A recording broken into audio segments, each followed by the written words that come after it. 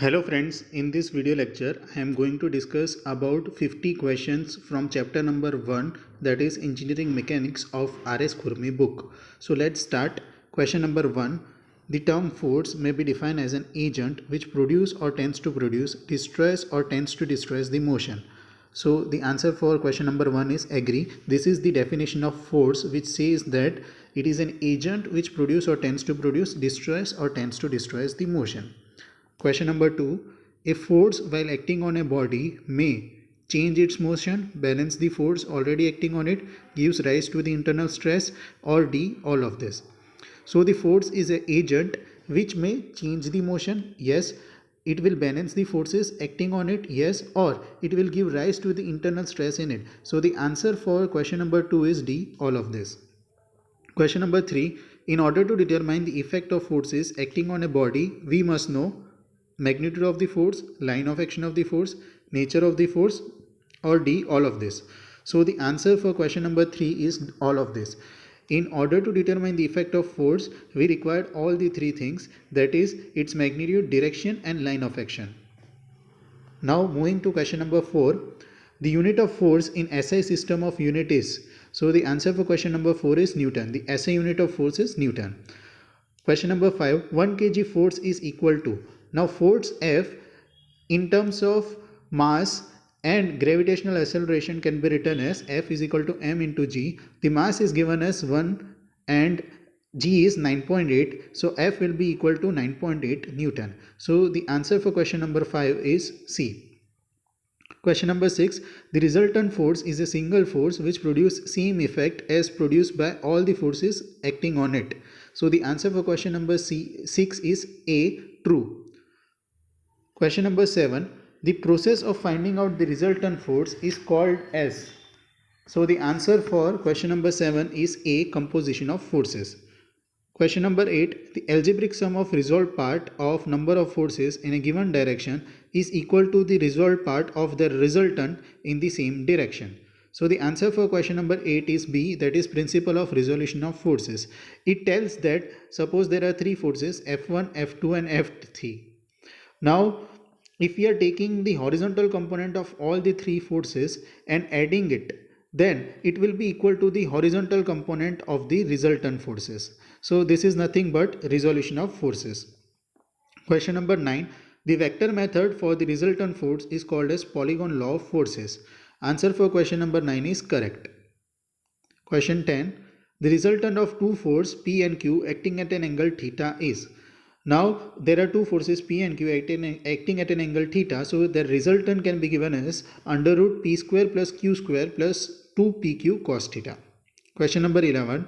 If the resultant of two forces P and Q acts at an angle theta makes an angle alpha with the resultant force P, then suppose there are two forces P and Q act at an angle theta and R is the resultant force makes an angle alpha with the force P. Then in such a case tan alpha is equal to Q sin theta upon P plus Q cos theta. Question number 12. The resultant of two forces P and Q acting along the same straight line but opposite in direction. So P and Q acting along the same straight line but opposite in direction. So the resultant will be P minus Q. That is option B, P minus Q. Question 13.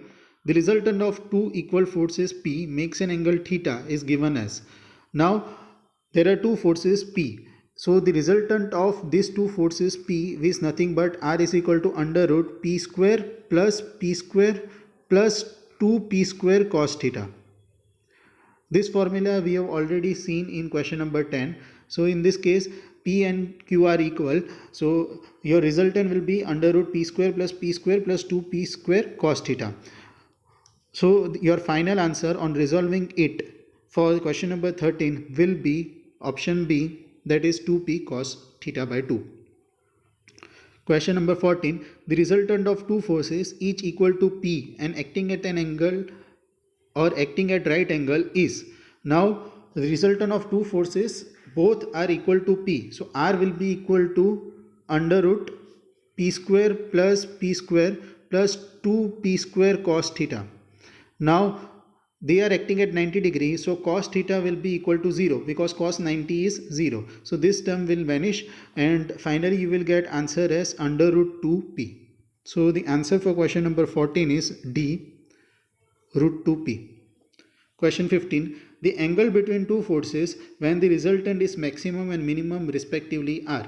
So at what angle you will get maximum resultant force and minimum resultant force. So the formula for the resultant force which we have found in question number 10 was under root p square plus q square plus 2pq cos theta. Now this resultant force depends upon the cos theta. So when the cos theta is maximum, your resultant is maximum. Now cos theta is having maximum value of 1 at theta is equal to 0. So your resultant will be maximum at theta is equal to 0 and cos theta has minimum value as minus 1 when theta is equal to 180 degree. So the answer for 15 question is A, 0 and 180 degree. Question number 16.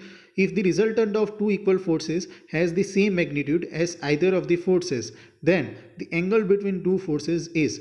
Now in question number 16, two forces are equal. Let's say P is equal to Q.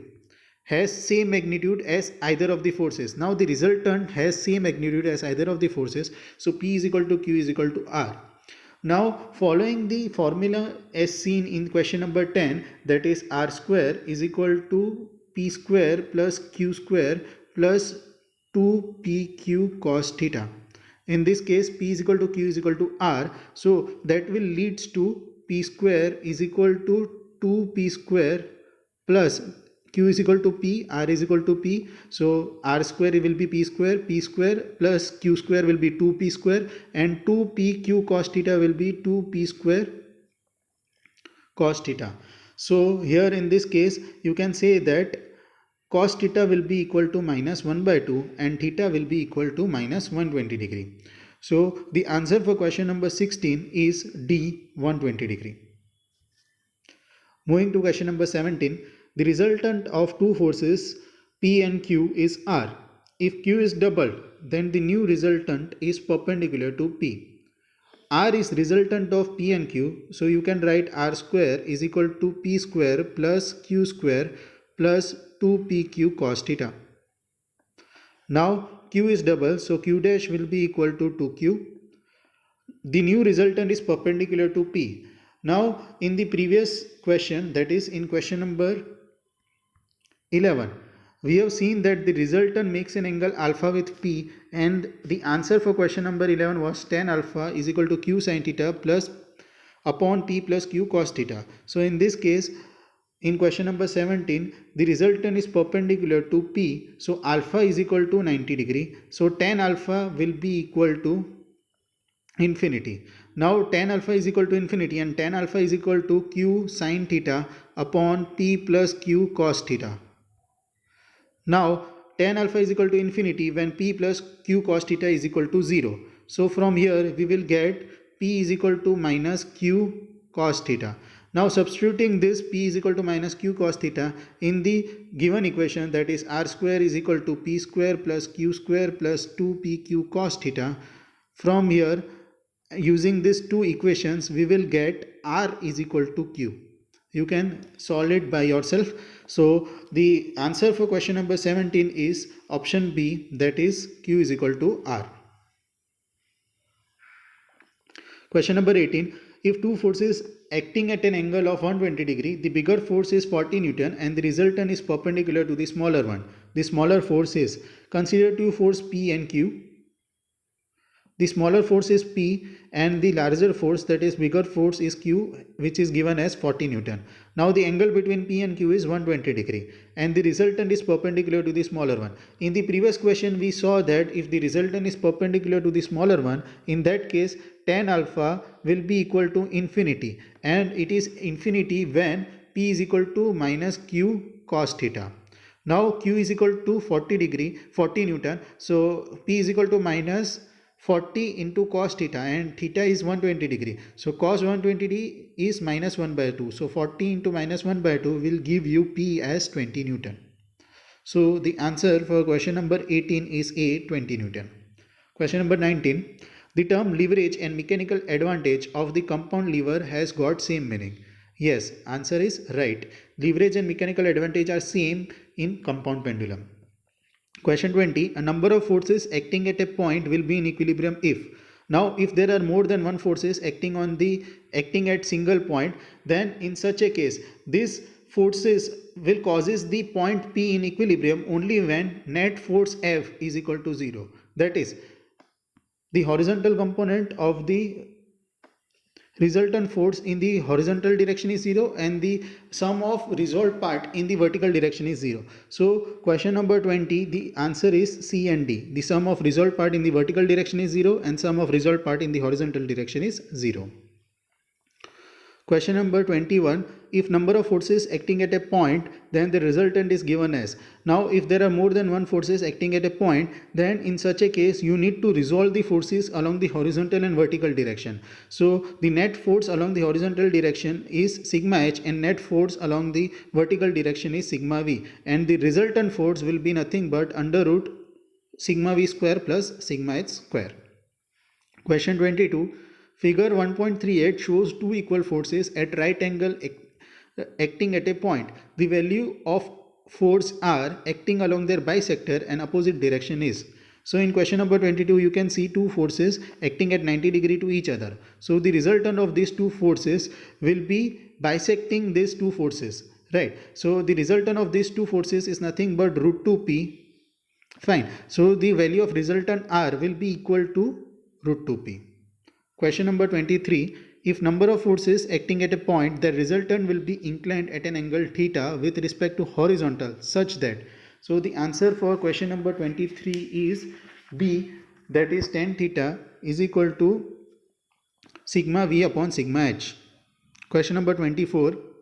The triangle law of forces state that if two forces acting simultaneously on the particle be represented in magnitude and direction by the two sides of triangle taken in order, then the resultant may be represented in magnitude and direction by the third side of the triangle taking in the opposite order. So let's say, as per the triangle law, if the two forces are simultaneously acting on the particle, right, so these two forces are P1 and P2 which is acting on this particle. So let's say this is the particle and these forces P1 and P2 are acting on this particle. Now if I am drawing this P1 and P2 as two sides of the triangle, so let's say I am drawing P1 in the horizontal direction, P2 as some angle. Now the resultant of this P1 and P2 will be this. So this is resultant R, this is vector P1 and this is vector P2. So you can say that all these three vectors will form a triangle. So you can say that the third side will represent the resultant of force P1 and P2. So the answer for question number 24 is true. Question number 25.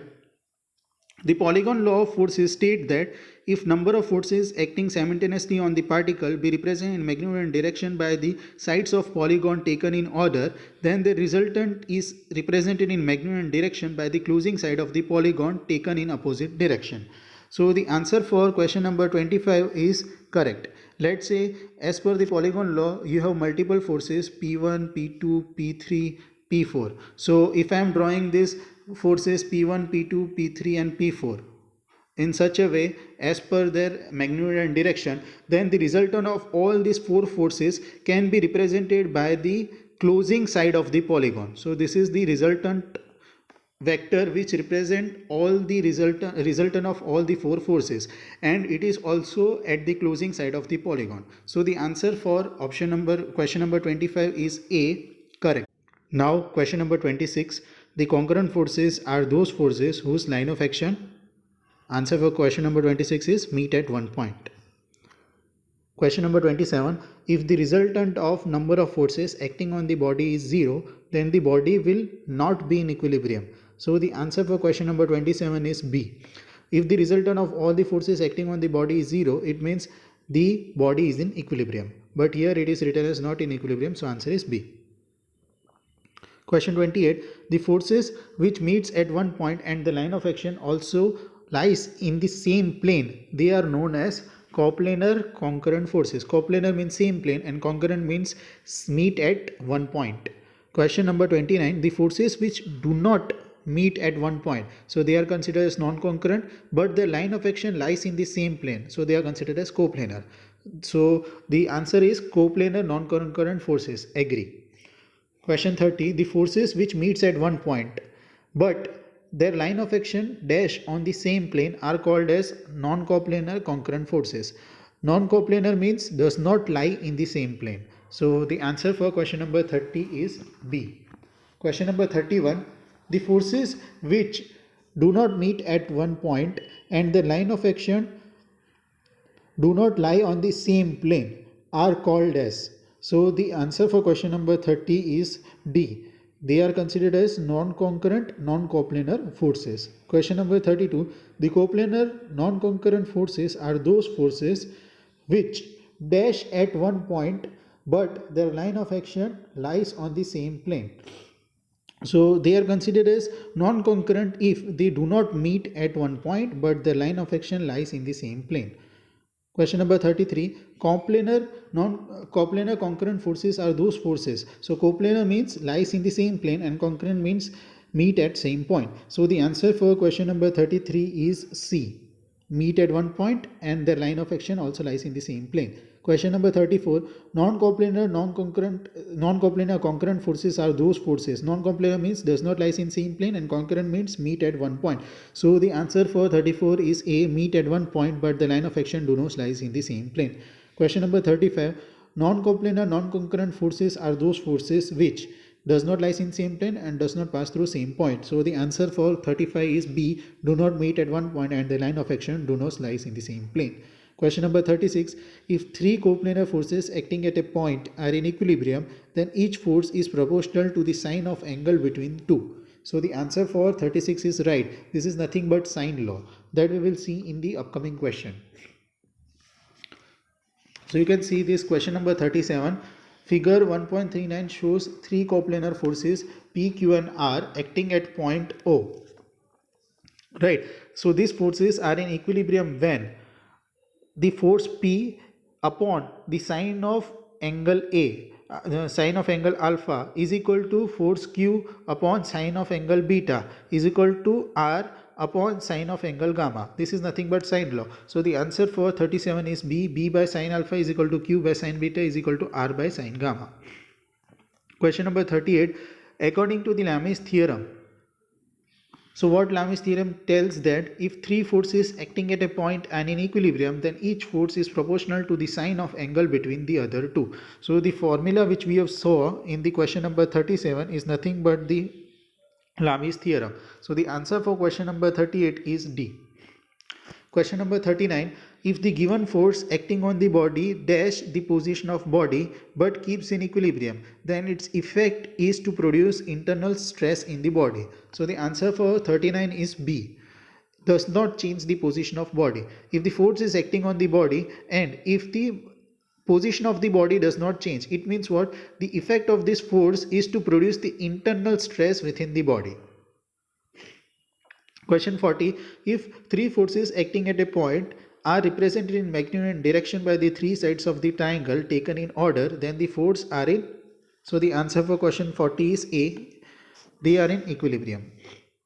Question 41. If the number of forces acting at a point be represented in magnitude and direction by the three sides of the triangle taken in order, then the forces are not in equilibrium.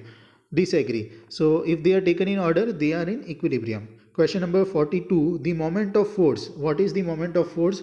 So the moment is nothing but the force into perpendicular distance, or we can see it from the option. It is the turning moment if a turning effect produced by the force on the body on which it acts. Yes. Option B is equal to the product of force and perpendicular distance of point and the line of action of force. Yes, this is also correct. Option C is equal to twice the area of triangle whose base of line intersect the force and whose vertex is a point about which the moment is taken. Option C is also correct. So the answer for 42 is D, all of the above. Question 43. The moment of force P about point O is, as you see in the figure 1.40, the moment due to at point O due to the force P is nothing but the force P into the perpendicular distance. So the perpendicular distance to this vector is OC. So the answer for question number 43 is C, P into OC. 44. If the number of coplanar forces acting at a point be in equilibrium, then the sum of clockwise movement should be equal to the sum of anticlockwise movement. So if the body is in equilibrium, clockwise should be equal to anticlockwise movement. Question 45. Varangian's theorem of moment states that if the number of coplanar forces acting on the particle are in equilibrium, then option A, their algebraic sum is 0, the line of action are at equal distance. Option C, the sum of their moments about any point in the plane is 0, or option D, the algebraic sum of the moment about any point is equal to the moment of resultant about same point. Answer for 45 is D, that is the algebraic sum of moment at a point is equal to the moment of the resultant about the same point. So this is nothing but Varangian's theorem. 46. According to the law of movement, if number of coplanar forces acting on the particle are in equilibrium, then option A, their algebraic sum is 0, the line of action are at equal distance. Option C, the algebraic sum of the moments about any point in the plane is 0, or option D, the algebraic sum of the moment about point is equal to the moment of the resultant about same point. According to the law of movement, so you can say that the answer for question 46 is C, the algebraic sum of the moment about any point in the plane is 0. So for the equilibrium condition, net force should be 0 and net moment should be 0. Net is nothing but algebraic sum. So the answer is C. Question 47. For any system of coplanar forces, the condition of equilibrium is option A, algebraic sum of the horizontal component of the force should be 0, algebraic sum of vertical component of force should be 0, algebraic sum of all the moments acting on the point should be 0, or D, all of the above. So for any system to be in equilibrium, you can say that net force acting on the system should be equal to 0. So this force has two components, horizontal and vertical, so that has to be 0, and the net moment due to all the forces should be equal to 0. Question 48. The forces whose line of action are parallel to each other and acting in the same direction. So these two forces which are parallel to each other and acting in the same direction are nothing but like parallel forces.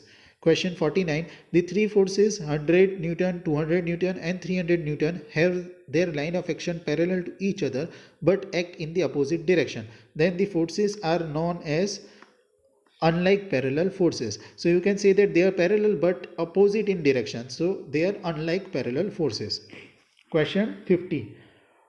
Two like parallel forces acting at a distance of like parallel forces means same direction acting at a distance of 24 mm,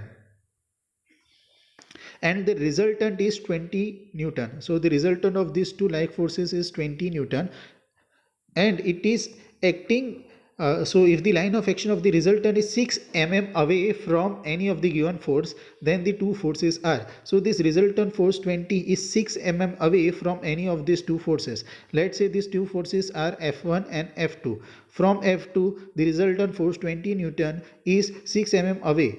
Right, now in order to find out these two forces F1 and F2, I will take the moment along the force F2. So along the line of action of force F2, if I am taking the moment, then F1 into 24, the moment due to this force F1 at along the line of action of F2 is F1 into 24 mm. That will be equal to the moment due to this resultant force, which is nothing but along the line of action of F2, which is nothing but 20 into 6. Right, so it is according to the law like the sum of moments acting along the two forces is equal to the sum of the moment due to the resultant force. So the moment due to force F1 along the line of action of F2 is F2 into 24, and the moment of F2 along its own line of action is 0. So F1 into 24 should be equal to the moment due to the resultant of these two forces along the same line of action. So that will be 20 into 6. So from here you will find out F1 is equal to 6 4s are 24 and 4 5s are 20. So F1 is equal to 5 Newton, and F1 plus F2 is equal to R. So F1 plus F2 is equal to 20. So you can say that if F1 is 5, then F2 will be 15 Newton. So in this video we have covered 1 to 15 question. Thanks for watching.